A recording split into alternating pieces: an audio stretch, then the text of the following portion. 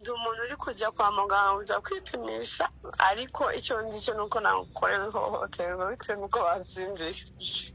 bagusindishije? yari umushyitsi wanjye kuva kera ariko bitewe n'ukuntu muri iki gihe naranze abantu byose kugira ngo mwirinde bitewe n'igikomere nari mfite nta bintu byinshi nashakaga ariko bitewe n'ukuntu process zagendaga bakagarika muri chance ngende mabarira abantu niko yisanze wanjye aracyana blood kote turanywa nyine ibiki byose ariko nyuma nisanga nambaye ubusa bro dina mu mihango so n'ikibazo gikomeye so niyo mpamvu nahise mbihamya tu nta n'ikindi rero ndi muri process kugira ngo babikurikirane biri official that's what I'm feeling ni inshuti yanjye nta kuntu narusha umuntu wanjye hariya outside just like that uko mbizi neza ko ari byo.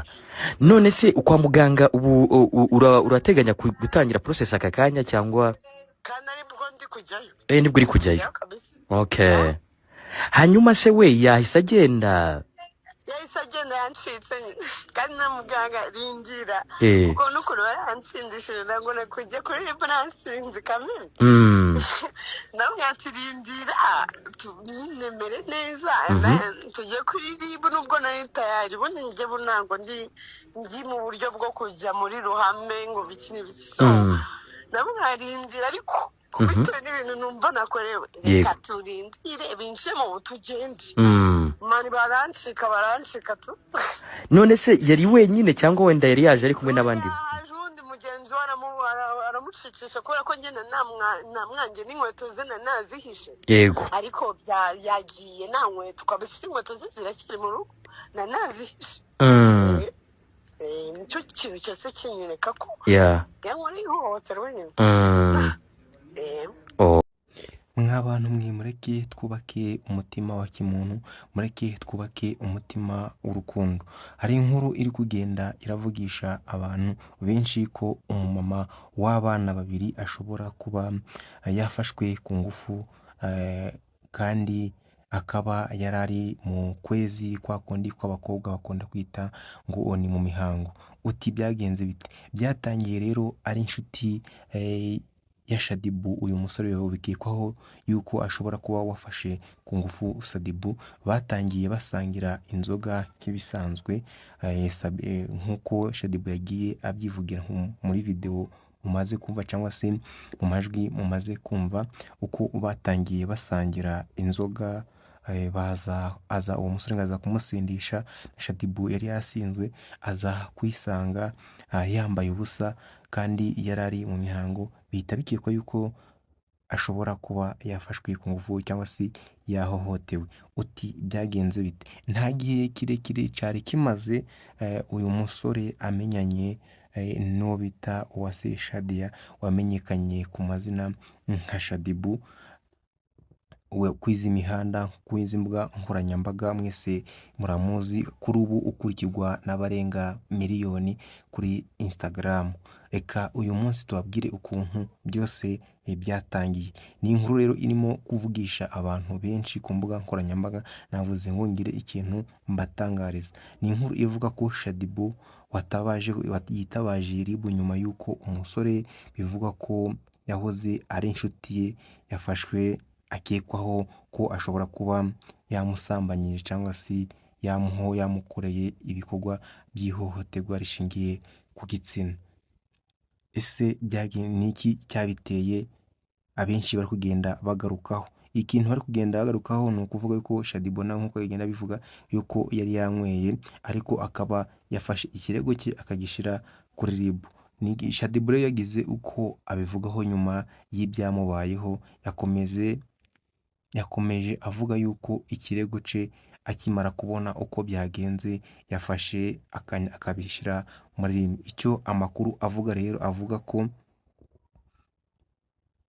babanje banywa inzoga basangira nk'uko watumira inshuti yawe nk'ibisanzwe. Hanyuma yari kumwe uwo musore n'inshuti ye Shadibu bitewe n'uko yari yabiketse afata inkweto ze abasha kuba yazibika, bavuga yuko n'ubu ngubu akizifite kuko nyuma y'aho ngaho umusore amaze gukora ibyo akora, bivuga yuko yahise acika ariko agacika yambaye ibirenge. Shadibu rero yatanze ikirego kuri RIB arega uyu musore, bivuga ko yari inshuti ye, ko yari yashatse kugira ngo babiganireho ariko umusore bikarangira yanze ko bashobora kuba babivugaho. Biravuga yuko uyu musore rero yafashwe nyuma y'iperereza RIB yabanje yakora, byahise bitangira ako kanya ikirego gitangwa kibasha no kumvikana. Dr Murangira Bitsi rero yatangaje yuko ikirego cya Shadibu cyabashe kuba cyakumvikana kandi ko yacyakire ko bagiye gukora iperereza ryimbitse. Ibyavuzwe rero byabaye nk'uko amakuru akomeza abivuga, bikwikwa ko nyuma yo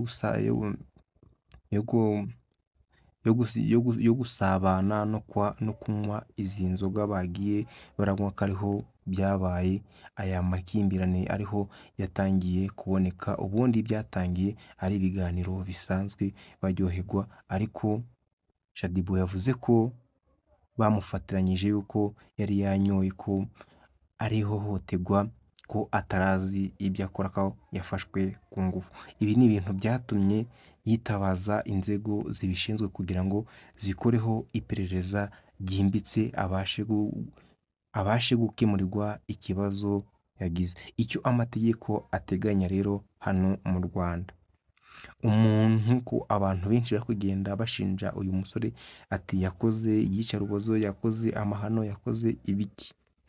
Umuntu wese ukekwaho icyaha afatwa nk'umuntu utaragikora,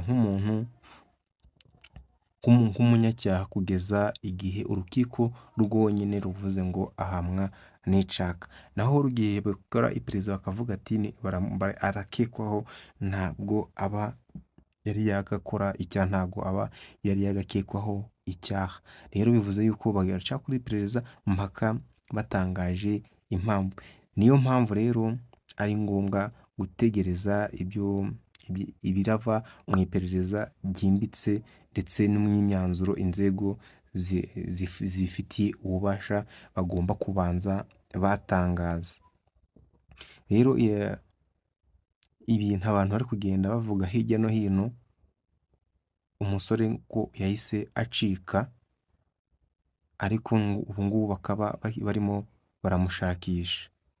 Ese koko ibyabaye kuri Shadibu yagize ubutumwa agenera abantu, muri rusange, cyane cyane abakobwa muri rusange? Birinde kunywa inzoga, bagabanye inzoga, bagabanye ibiyobyabwenge, kandi bamenye abantu bari kumwe ko atarabizerwa 100%. Bitonde kandi kuko bishobora kuba byabateza ibibazo bikomeye cyane, ugasanga ubuzima bwabo rimwe na rimwe bushobora kuba bwabigenderamo. Ikintu nabasaba rero, dutegereze ibirava mu iperereza, ibindi turagenda tubibagezaho gatanu kuri kagenzi kako. Reka ubutabera bwuzuye kandi ubutabera bushinzwe bwikora iperereza, dutegereze ibigomba kuva nayo nk'ibyo ngibyo. Twifurize Shadibu kuba yakwihangana, kandi ko agomba gukira, kandi ko aragomba kubona ubutabera bufatika. Mwebwe si mubitekerezaho iki ku byabaye kuri Shadibu? Murabona ari umusore n'umukobwa uko yagiye abitangaza nk'uko mwagiye mubivuga? Ni iki ushobora kuba wagira inama Shadibu? Igitekerezo n'inyunganizi birakeneye. Ukande subscribe, ufungure inzogera kugira hatazaje hagira video n'imwe zigucika ziturutse hano kuri Uwiragiye Dani. Turabakunda cyane. Andika igitekerezo cyawe, dusubire mu zindi video zigiye zitandukanye.